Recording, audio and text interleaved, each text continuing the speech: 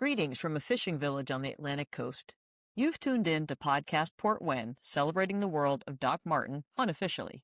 I'm Chesley Wexler, and we'll be discussing Doc Martin, the medicine, the mayhem, and the marvelous people of Portwenn. A quick editorial note here, folks. I called Didi Khan's character Granada throughout this entire video, and it's Geneva, so apologies for that. For this episode, we're welcoming back Erica and Patty, who are our unspoiled best medicine watchers, who you all know and love. Doug couldn't make it tonight, so we also have Chris, who's a Doc Martin know-it-all, here to give the male perspective should we need it. Chris is an excellent poker player, so I have no doubt he can keep his Doc Martin knowledge under wraps and answer objectively. Come through and welcome to Podcast Portwenn. Hi, everybody. Glad to be here. Yes. Good to see you guys. So, all right. So we have episode number 5 under our belts at this point. I think I will start with Patty and say, hey, what was your overall impression? I would say I liked it. I'm not sure I loved it. I was happy to see a little bit more human side of the sheriff towards the end of the episode. But I really felt like in the beginning, I don't like that whole holding the belt, like I'm a macho guy. And I sure hope that's a character. I don't know. But if he keeps acting like that, I'm not that interested in him. Gotcha. But, pretty much everybody else I was okay with in this episode. Okay. How about you, Erica? I didn't see where this episode was going. Like, not a lot happened. I think a little nuances. I mean, I thought the relationship he ended up developing with the young boy was interesting. I think it showed a different side of him, which we've been waiting to see. A little bit of a softer side. You all, Chris, if you haven't been updated, I am not a fan of the sheriff as well. I find his character quite overly dramatic and I'm just not pleased with him. But what was weird this episode, he seemed to create an accent for himself towards the end. And I don't know if I'm the only one that picked up on it, but he went from this like, oh my God, kind of thing to he's like, but I love you and I'm Karen, I'm a human. Like he changed the whole cadence of his voice. It was very weird to me. If you didn't catch it, I asked, go back and watch that last, few minutes of the episode because it stood out to me and I thought that was very bizarre. I liked Elaine this episode a lot more. I think she's calming down. I don't know if writers recognized that she was a little over the top and decided to bring her back down or if it's just happenstance that it's going that way, but I'm enjoying her a lot more. I didn't think a lot happened in the episode, but it was good. Okay. How about you, Chris? I liked it. It's probably my favorite episode so far, in part because Mark actually wasn't quite as over the top as he usually is. And I thought he was behaving much more humanly. And his interactions with Louisa, I thought were really nice and not over the top. And there was that kind of strange cadence or accent towards the end. And not a lot happens, but I thought the evolution of the characters was very natural, organic. Several of the interactions, like between George, Greg, and Aunt Sarah, I thought they had a very nice interaction, especially in the karaoke part. The interaction of Martin with Peter was very good. And you get the sense that Martin was kind of a loner growing up, not really close with his parents, and he's recognizing some kind of an outcast in Peter, and he's trying to help him along. Maybe a little bit of tough love along the way, but helping him along.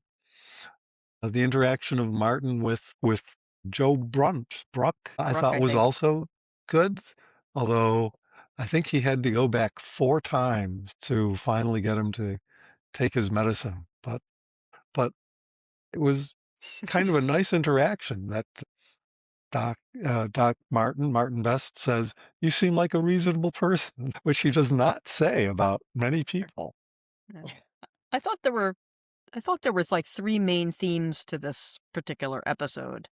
There's the Joe Bruck theme, right, where you've got someone who's suffering from depression and agoraphobia, who's a bit of a loner. You've got Peter Kronk, who's trying to fit in with his friends, who's not quite fitting in. He's a bit of a loner. And then you've got the sort of Mark and Louisa dynamic Mm. kind of working its way out. Now, Erica, is that kind of what you saw there? Am I missing anything? Yes. So I actually also thought there was a fourth one, which was between Martin, Louisa, and the sheriff. Because there was Hmm. quite a few scenes where Martin was looking in on them singing karaoke together. And you could see in my interpretation, it seemed he was very upset. He was maybe jealous or sad, or there was definitely a reaction to seeing that. So I thought that was another relationship with him. And I thought, on a side note, you forgot to mention Joe, but it seems obviously Joe suffers from depression. And I thought I don't know if the writers intended to do this, but I loved that message where, Joe wouldn't talk. He wouldn't take his medicine. He didn't want to speak to anyone. He didn't want to leave. And Martin had to come back several times. And finally, when Martin spent the time in the garden with him and talking to him, all of a sudden, Joe had this renewed self. And I think for people that suffer from depression, sometimes it just takes somebody getting down there into the dirt with you to realize how low you are to get you to come out of that. And I thought that was a really interesting way to look at it, that these townspeople kind of say, oh, well, he comes in and he takes his medicine and he fixes the lights. But do they really realize how much he just wants somebody to come out there and talk with him? Yeah, a real human connection. Yeah. So just sitting there, talking, doing something. Yeah. It sounds like that was something that Dr. Reese used to do, right? He used to garden with him so that he kind of had a relationship with the former doctor. Yeah, so it wouldn't even be in his medical notes or anything, like, guy likes to talk. Yeah, guy gets Right. out of, Joe gets out of depression when you weed his garden with him. It wouldn't be in there. But for eventually, Martin picked up, whether he actually picked up that was part of the cure for his, or medicine, so to speak, for his illness, or if it just happened to, pun intended, organically occur. And it helped him, and now he realizes I like that. what Joe actually needed. And he did figure out from the files the plant that the guy liked, right? And so he brought them as a Mhm. gift. Patty, did Mhm. you notice when the power was out and they were at Granada's house, who was Dee Dee Khan, Yeah. with Mark and Martin and Louisa, I guess, are there, and there's like the relationship that Erica was talking about there was also kind of in play, where Granada was talking about, you guys make such a cute couple, and you can tell that Martin wasn't thrilled with that. Mm. Yeah, I did notice that. I found myself wondering when he was with, is it Joe, the guy with the garden, if Joe is going to be a recurring character at all, because I see a lot of them being alike. And, if Martin is going to have a friend, Joe is somebody kind of understands. Mhm. Particularly if Joe does take his medication so we can interact a little more and not be on the couch as much or whatever. It just seem like they see a lot of things, the world the same way, and they could potentially get along. Right. But back to Mark and Louisa, I didn't quite get in the karaoke scene. Louisa really looked like she was having fun. Mhm. And if you hadn't watched the show before, and you came in on that episode or that scene in that episode, you might think that they were still a couple, because she sure seemed to be happy doing that with him. And I kind of thought that, knowing that he still pines after her and she doesn't return those feelings, that why wasn't she more uncomfortable doing that? Why wasn't she worried that she was leading him on? Why was she? I was really surprised, actually, that she acted that way in the karaoke scene. And I guess so was the character Mark, because, the conversation they had afterwards, well, why not? And I did really love the things that he rattled off. We both do this, we both do that. We both think cilantro tastes like soap, because Yes. I really feel like some of the things that can draw couples together are those little tiny things that they view the world the same way. And so I don't know, I kind of like that scene. And when he rattled off all that stuff, I was like, yeah, Louisa, why not? But Yeah. even though most of the time I can't see them ever having been together because he's so macho fake and she seems like a nice, normal teacher. They've probably sung this song maybe a dozen times before. So for her, it's probably, okay, well, we've done this before. We're no longer a couple, but we know how to do this song. So I think she just went into that. I think my opinion is since she was the breaker upper, as opposed to the person who got broken up with, that she's gotten over it a little bit better than Mark did. But I also agree with you, Patty, in the sense that she should have known better because it was just the night before where he was saying things at Granada's house like, you just can come back, right? I mean, so he clearly hasn't gotten over that. Do you have any thoughts about that, Erica, about whether that sort of karaoke scene was really fair? So I don't think it was very fair of anyone in the town to do that to them, honestly. Yeah. I think that's it's just really disrespectful, especially it's a small town and every single one of them knows Mhm. that they just were about to get married and now they're not. And now you put them in this position. I thought it was very distasteful. Not from a writer's perspective, I understand why they did it. But from a townsperson perspective, and these people are supposed to be your friends and they put you in this position, I didn't think it was right. And I think it was Greg who did that, right? Greg was the guy Yeah, who I he think said he so. couldn't resist and he requested the song.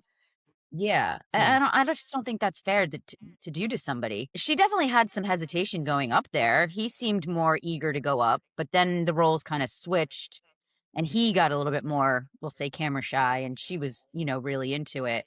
Yeah. I don't know Yeah. how anybody would be able to respond to that, though. I mean, if you were in that situation, would you wouldn't want to embarrass either person and you're like, no, I won't sing, I can't do it.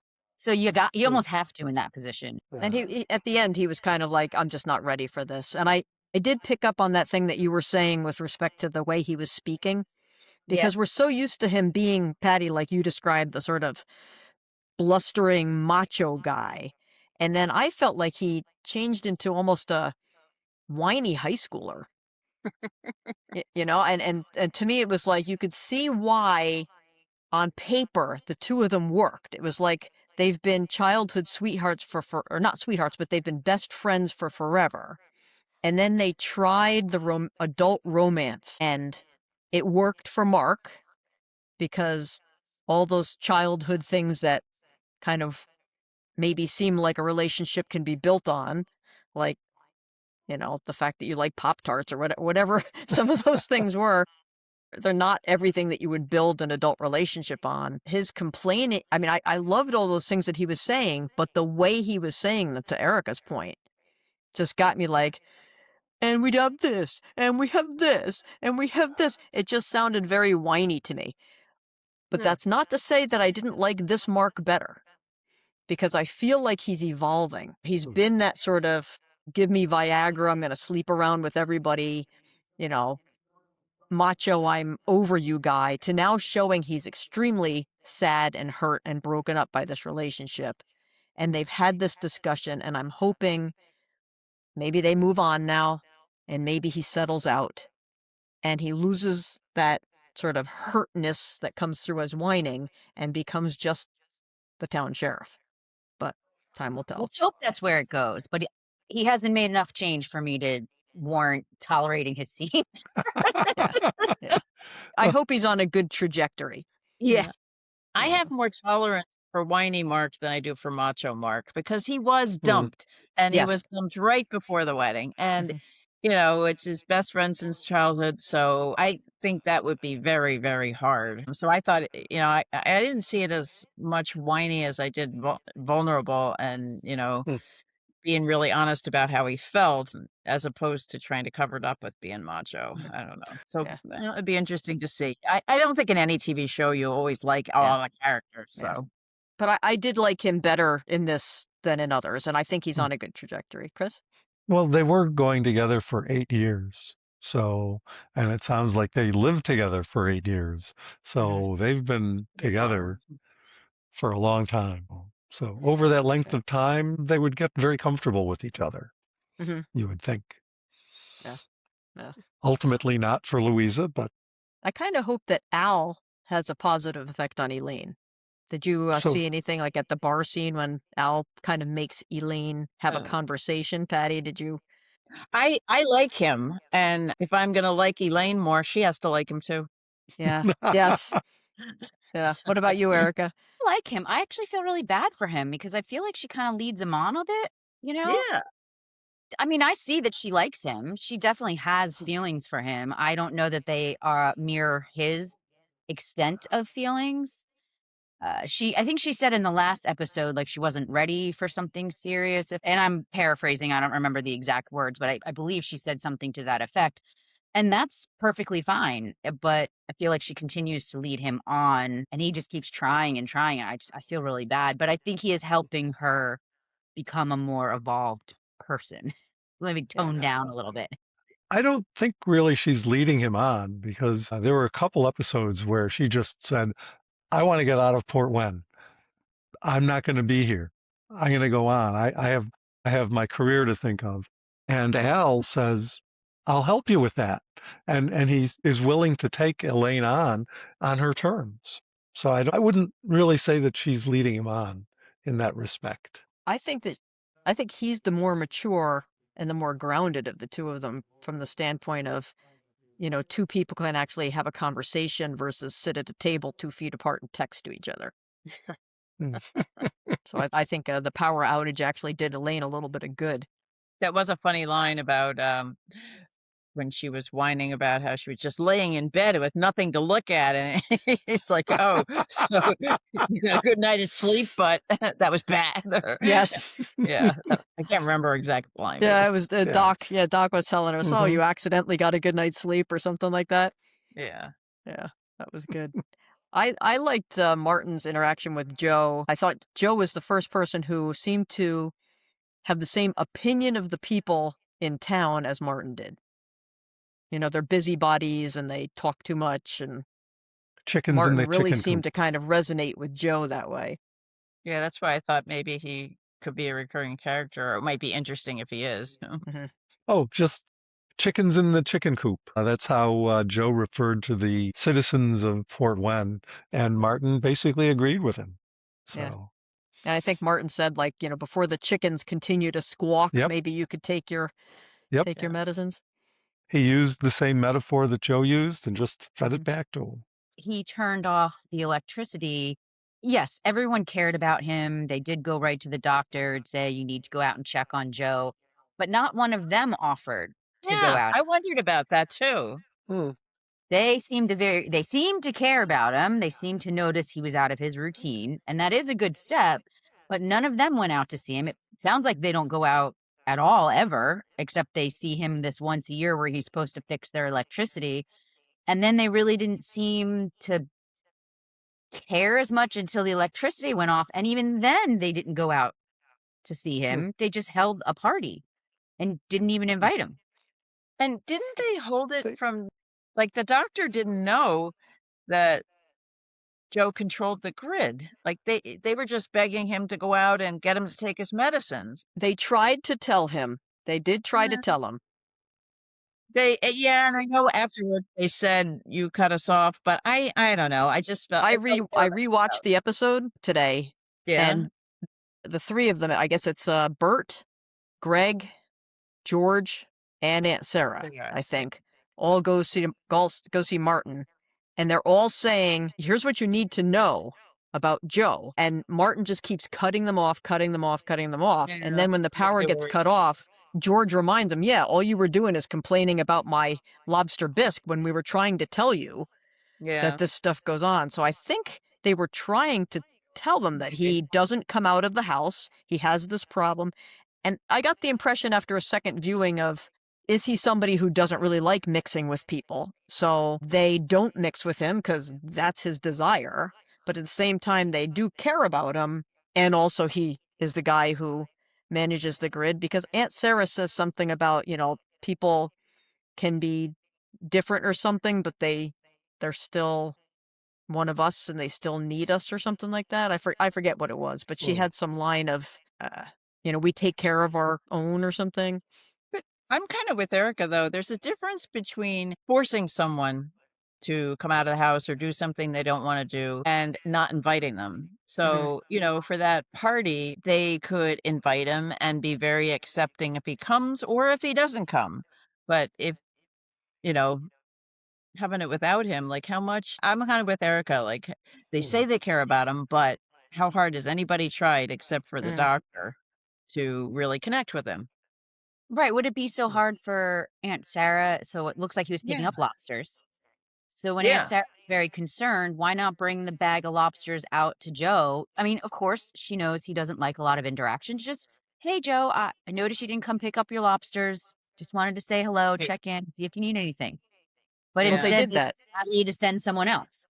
Well, the first time they went out, I think they brought everything and Martin. And then the second time they went out, it was just Martin and Aunt Sarah, and they brought his stuff Right. to him. So they were trying to bring him his stuff, but he shut the door on them and told them to go away and didn't take his stuff. Right. Okay. I must have missed that. I Yeah, watched it's like if I don't notice these, like I have to watch the show twice, it seems, to pick up on a lot of the details. Yeah, if I had time today, I was going to watch it again, but I never got to it. Yeah. Because And I think that if we weren't going to have this call where we actually dig into it in detail, we wouldn't even be thinking through all these things necessarily. Did anybody notice or even think about the St. John's wort connection? My ears perked up at that because at least the stuff I read, now I tend to be more mainstream medicine, science oriented, kind of poo-poos St. John's wort and says it doesn't really work. And I think too much of it can actually be dangerous. So I thought, where are they going with this? Because, I just was curious where they're going with it. And it's like, oh, I didn't even think of it. It's the flower he likes, not Right. he doesn't take it. Hmm. He likes the flower, and it's the garden aspect of it. And so I found that very, very interesting, and they kind of fooled me. Yeah, okay. Yeah, because the Misleading. first time when he reads the Latin name, he knows it's St. John's wort, and he knows that it's a tincture, right? So he assumes that he's doing Right. a homeopathic remedy. He brings him the Right. drops. Even and though then he doesn't really believe it either. Yeah. But Joe's like, tincture? What are you talking about? And Yeah. then when he you reap what you sow, right? Martin makes the connection, you reap what you sow, and he realizes it's the plant, not the tincture. And that's when he thanks Elaine for forcing him to think about you reap what you sow, because she's like, you plant a seed and then it develops into something. So yeah, I watched that all develop there.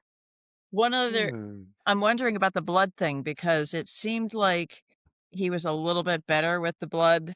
In the dark. Yeah. In the Well, he dark. didn't want the lights on it, but still, it seemed like he didn't faint. And I'm wondering if that's going to gradually be revealed, that he didn't have the problem the whole time and that accident brought back the thing with his sister and that he's kind of gradually getting better from that somehow. I don't know. But there's definitely blood in every episode I thought he dressed the wound by feel, without looking at it. He kind of did, but because he was kind of like this, right? yeah. Like looking out of the corner of his eye and saying, give me space and don't shine the light on it. Yeah. Yeah. So, maybe he cheated a little, but I still think in the first episode he couldn't have done even that. But Yeah, maybe. Yeah, maybe he's starting to get at least a little desensitized. or how many episodes are you going to give America before you say enough? I have to know about the blood now.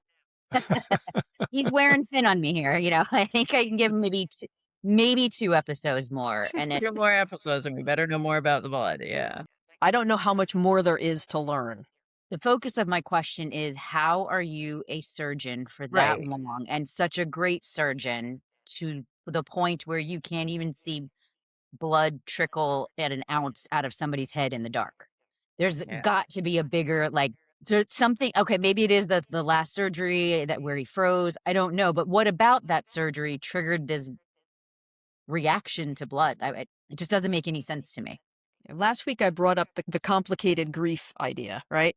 And we talked a little bit about the sort of, he's shoved all this emotion about his sister who he thinks about every day, right? He's hiding his emotions, which is not a good thing to do, is to shove that down, because then you just are left with anger and things like that. So I feel like this accident that happened that reminded him so much of his sister forced that to pop back out. So he's been a successful surgeon all this time without having a blood phobia because it was repressed. And then the, accident happened, and this is what became of it, is he got this blood phobia and then he couldn't do it. And it's like, That makes sense. But I want to know if that's the real thing. Like, I yeah, just you want it to be clearer.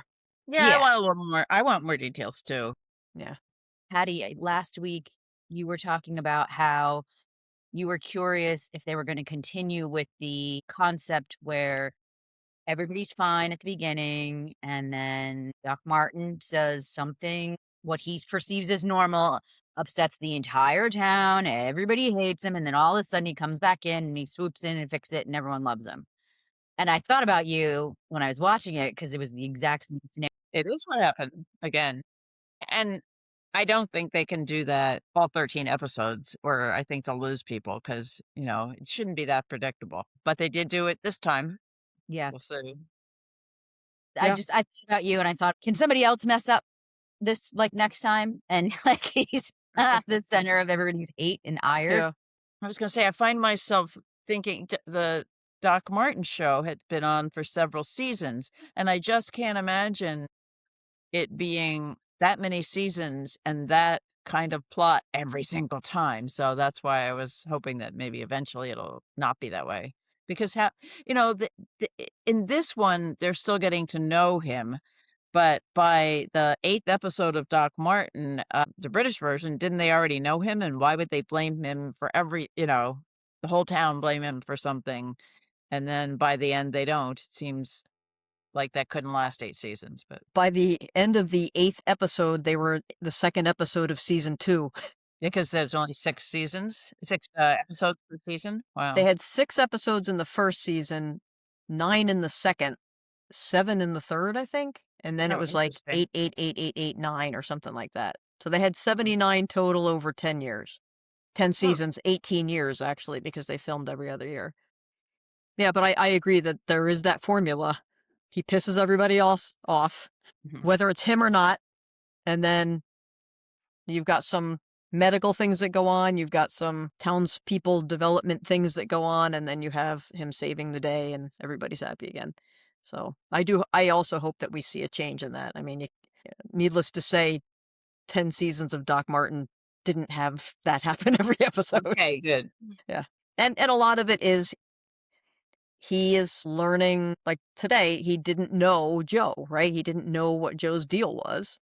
He didn't know how important it was and that Joe might not take his medicines, even if he promised he would, right?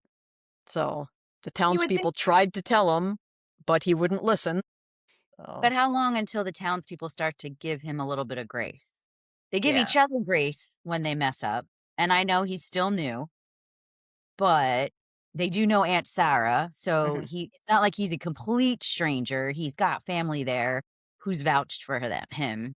Like, when do you give him a little bit of grace that he's might know what he's talking about and what he's doing? He may make mistakes, but I did also think it was very interesting when the electricity went out and they set up the generator in the doctor's office. This is a generational comment because we've talked about generational topics before. I thought it was very interesting on you could focus on which generation was focused on where they needed their electricity. You have the teenagers, the high schoolers, the Elaine age were worried about their phone, their hair dryer, that. You had the older couple who was sitting on the couch just wanting toast for breakfast. You got the restaurant owners, they're not generational, but you got the restaurant owners worried about their food.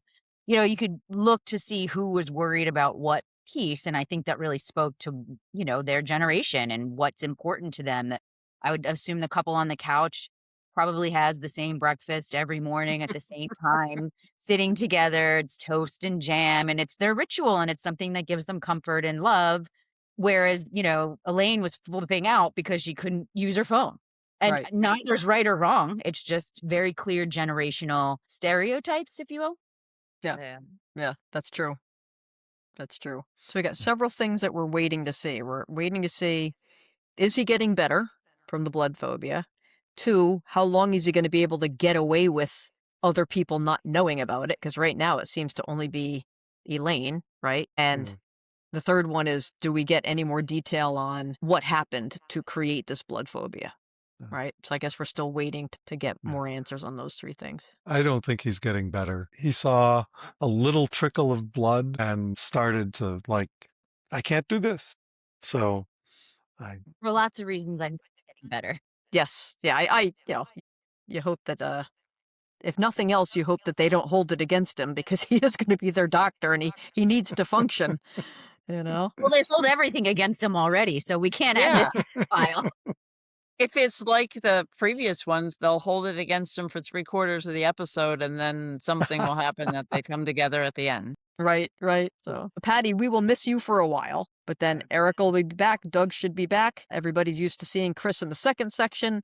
It won't be Chris this time. I've got another guest who's going to be recording with me on the Doc Martin section. Phew. So in the meantime, I appreciate you guys giving me your time and watching this show with me. For folks out in the watcher land of this podcast, please like it if you liked it, and subscribe to the feed if you want to keep getting notifications. If you're a Best Medicine only person, this is where you would want to disconnect, because we will be having the Doc Martin people coming right after this. So this is your final warning. Thanks, folks. Welcome to Kathy, who I've come to know through Doc Martin's social media and the like. We'll be discussing the Doc Martin fan view of Best Medicine, Season 1, Episode 5. Come through and welcome to Podcast Portwenn. So, Kathy, this is your first time here, and I was wondering what you thought of Best Medicine overall, since you really haven't had a chance to give that opinion yet. Overall, by the time the second episode aired, I had decided that this was an American show that was inspired by Doc Martin. We had been led to believe it was going to be a remake, but it's definitely not a remake. Compared to Doc Martin, we have to understand I am a super duper duper Doc Martin fan. I could probably quote you most of the dialogue. To me, Best Medicine seems almost like Doc Martin light. It's picked up a lot of the plot lines, but it's smoothed them out. They aren't quite as dramatic. What pulled me into Doc Martin was the character of the Doc. And I don't find this Doc quite as intriguing. I agree with you. He just, at this point, seems like a sad man who had a sad event in his childhood. He doesn't really feel like he shouldn't fit into this village. It seems like he could easily fit into this village with a little bit of warming up. Well, he is warming up. And he is beginning to fit into the village. Again, if I compare it to Martin Ellingham, even in the very first episode, you saw glimpses of longing and sadness. And even though he was angry at times, threw the dog out the window and whatnot, he would look over to the school where Louisa was, and it was like he wanted something more. Not that he necessarily knew what it was, but he wanted something more.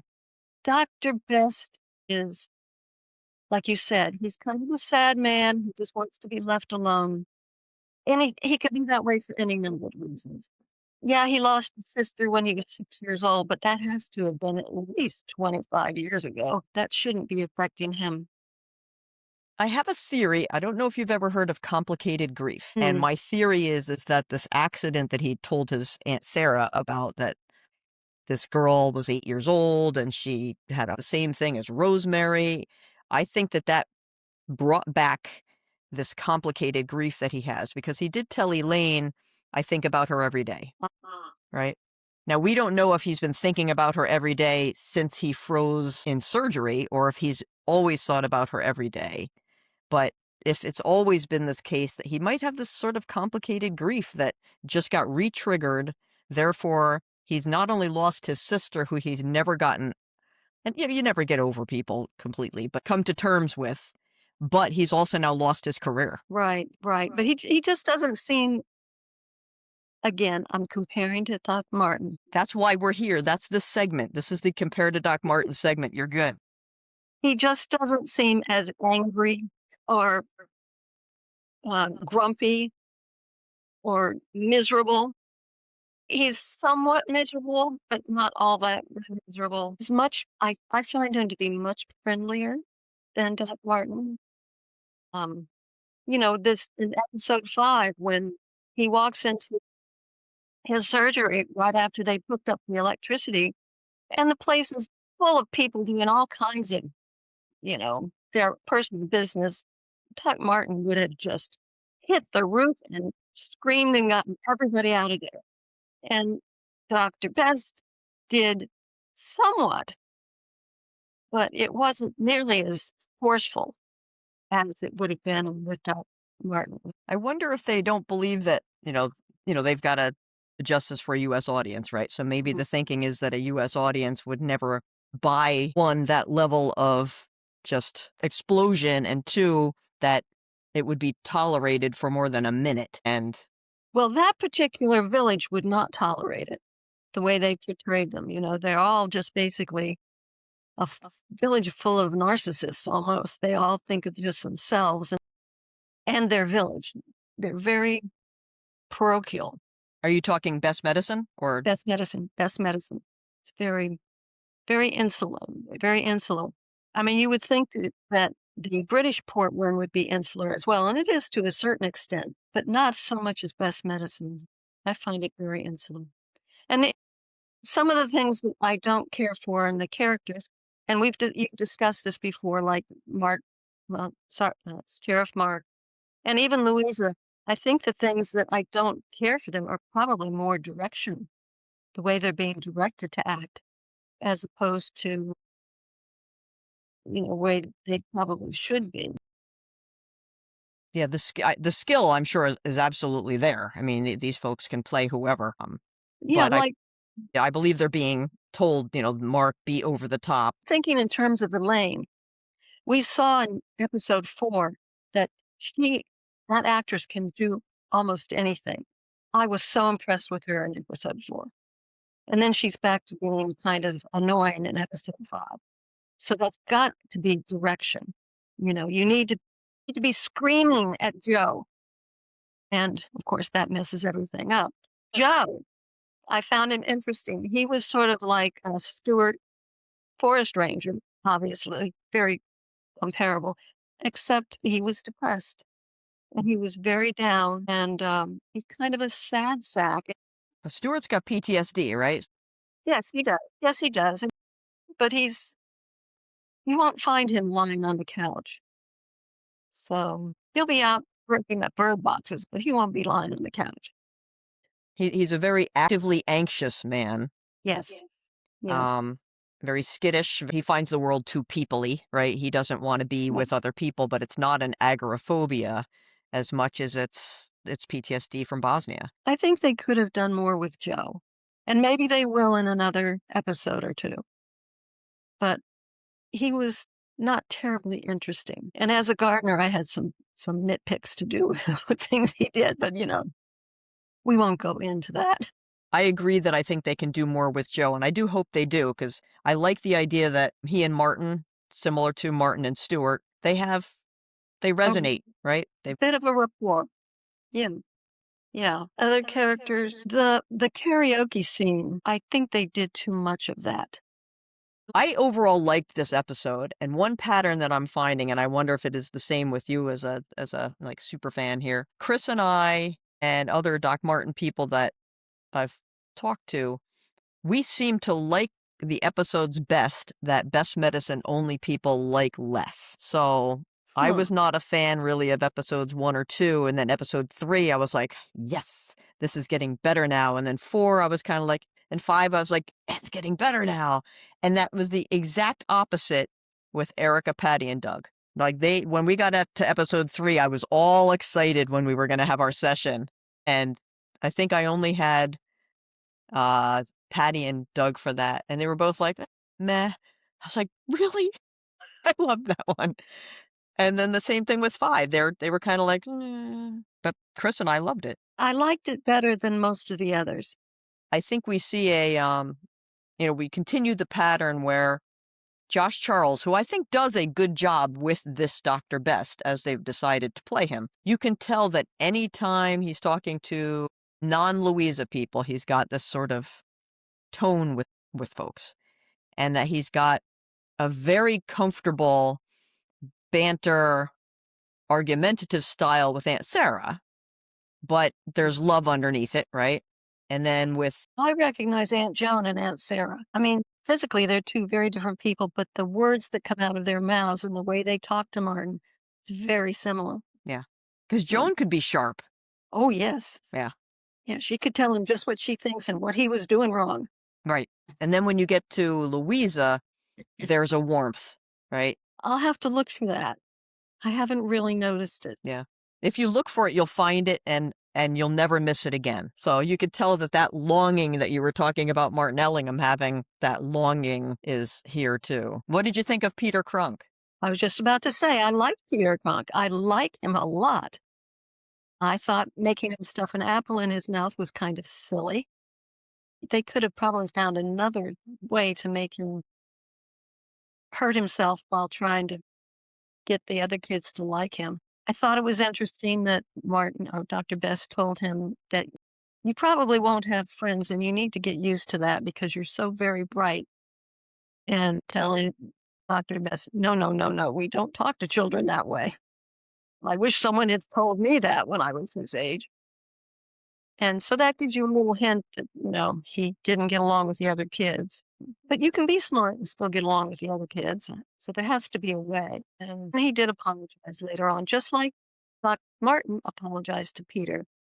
There was a common theme throughout this episode, I thought, with the sort of like the outcast or the person on the outside, right? So you've got Joe Brooke, who only comes to the village once a year. And I guess maybe he comes more frequently, but he resets the grid once a year, right? But so you've got him who's on the outskirts, who doesn't really care for the villagers, thinks they're busybodies. And you've got Peter who's on the outside, right? And you've got, and Martin's on the outside when it comes to really the villagers. And then also you've got that, like those longing looks towards the karaoke because he sees Louisa with Mark and he's jealous. And Yeah, that was very subtle to me. really, Kept looking for more. He looked interested. It was like, what are they doing over there?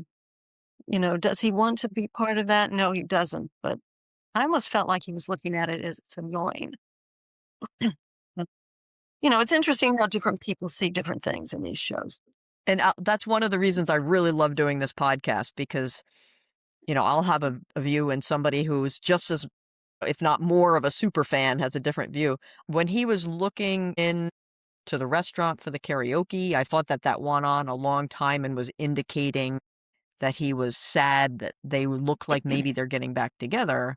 And when he was treating Didi Khan's cut, Mm-hmm. and Didi Khan kept saying, "You guys are such a cute pair. You should get back together." Martin's kind of like, "Can I have space?" He didn't want that conversation to happen, right? Yeah, it's interesting how most of the villagers want them to get back together. And they were together for 8 years. 8 years, and they had finally decided, okay, we're going to get married. And then she said, no, can't do this. And that was a long, long, long time to string him along, maybe. I don't think she was really stringing him along. She thought this was going to work. And then she realized when it came down to it that she just couldn't go through with it. I've seen that in real life. Have you seen that with people who've been together for a really long time and then it's kind of the wedding that breaks them up? No, I haven't, but that doesn't mean anything. One of them wants to get married and it makes the other person think, and that pushes them over that's why we've been together and not married this long, is because I've never really wanted to commit to it. Well, and that's a valid, and I can see it being a common scenario with real life people. It's just, I couldn't imagine her being with Mark for that long. But we're beginning to see him a little bit quieter, a little bit less of a buffoon. He was kind of whiny, I did all these things. We were so good together, and now you want to leave me. It's just not right. And I thought, grow up. Yep. I had the same thinking, but I actually have high hopes for Mark because of this. Because this seems as if it might have been the moment that the two of them needed to kind of talk through this. Yeah, I agree. I agree. I'm not sure I have high hopes for Mark. I think he's going to still moon along for a while anyway. Yeah. Hopefully he can do it and be less whiny, though. Yeah, yeah. And maybe less loud and obnoxious. Become a more serious show. I like Aunt Sarah. Like Annie Potts. I'm not sure she was right for the role, but she's doing okay. I like the plumber Bert. Oh, and I guess if we have to discuss favorite characters, I really like Al. I really like Al. He's very sweet. I like the owners of the bistro. Yeah, they're fine. I wouldn't change anything about them. I think they're fine. Really love brisket. I had to come into the series after episode 1 and realize what you, I think, were also thinking, that this is inspired by Doc Martin. And I actually do like the way that they take pieces of plot and use them in different ways. In the first episode, it seemed too identical. It begged comparison. Bad idea, I think. You needed to explain a lot of things, but at the same time, it made all of us Doc Martin fans just do a side-by-side, apples-to-apples comparison and not be happy. Well, with the first watch of episode 1, that's how I felt. So I thought, okay, well, I have to give this show a chance. So I watched it a second time, and I was able to block out a lot of Doc Martin. And it was like, okay, this is a totally different show. They're using bits of the plot with different people in different ways, and I have to accept that. Yes. I would like this show to continue evolving in the ways that I've seen some of the evolution. So we know that the Elaine character can have a lot of depth, and I'm hoping that Al, based on episode 5, can start to wean her off of the social media stuff into more, interpersonal relationships, in which case I could see Elaine becoming Pauline-ish in the way of she went to phlebotomy school, right? And she learned a skill, but I think Elaine would actually do it better than Pauline, and then potentially morph into a more Wenna-ish person. Okay. And then I also think Sheriff Mark, they seem to glue together the goofiness of Joe with the crush on Louisa-ness of Mark. That seems to be like the only thing to me that they really took from the Mark Milo, was that crush. Right. Yeah, it's interesting how they've mixed up a lot of the plot points. They're not all from the first series of Doc Martin. They come from different parts of the series. And I find it difficult to watch that as a Doc Martin fan. Not because I want it to be like Doc Martin, but it's just they bring in this plot point. It's like, oh, that was episode, whatever. Yeah, you've got too much context. Like, you know where it's from, whereas if you didn't know any of that, it would just be the plot of Best Medicine. Right. It's a little bit of a problem. And there was something else I was going to mention, which I can't remember what it was. It was another character, Sally, which I think she's Mark's mother. Yes, she is. Yeah. Yeah. And she started to show that her crush on Dr. Best. So I like how it's being played. yeah, it's very slow. I like how she's doing that. I thought, okay, good. She didn't seem to be so enamored of the doctor at first, but this episode it's starting to come up.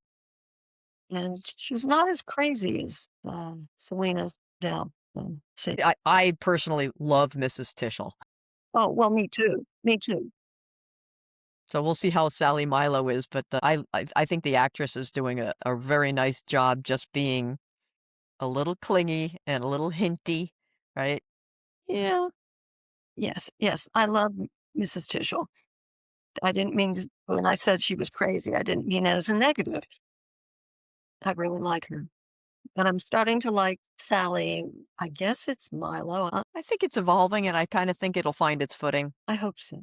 I'm hoping that it's on a good path, because the sticking points seem to be Elaine is irritating with her onlineness and Mark is irritating with his over-the-topness.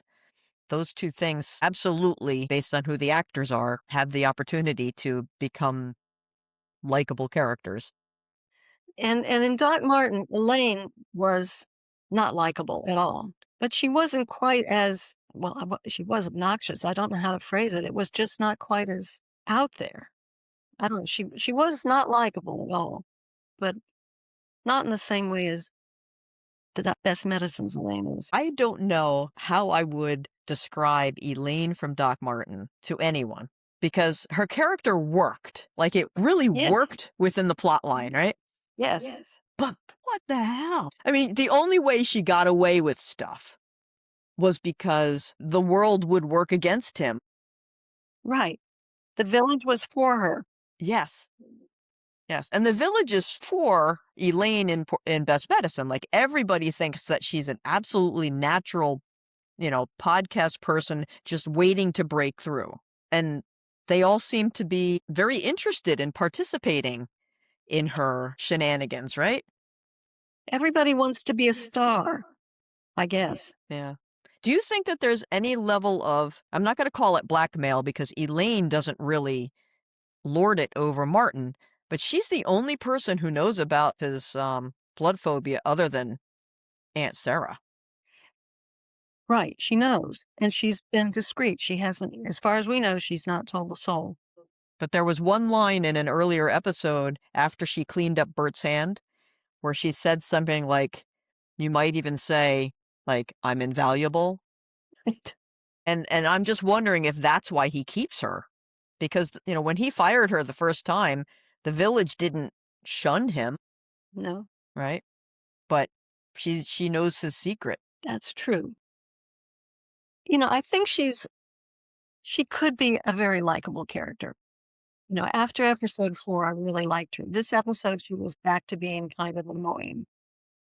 So we'll see where she goes. She's probably always going to be a bit annoying. How long will it take for her to get over her social media posting? Maybe never. Depends on whether Al can tell her the real life is better. Well, and again, it's a lot of this maturity. I can't believe that she's gotten away using the surgery's waiting room for her podcast. That's just not right.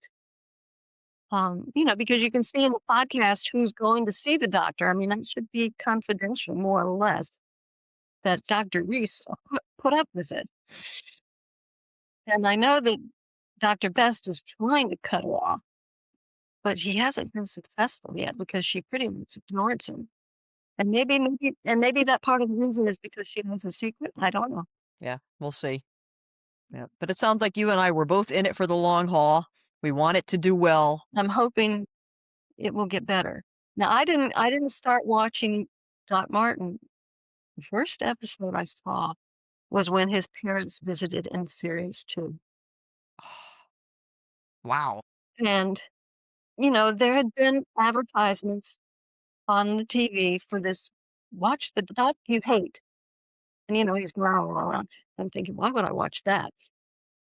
And then it happens, I watched something before it, and it happened to come on, and I was walking in and out, and it's all like, huh, this is interesting. And that pulled me in.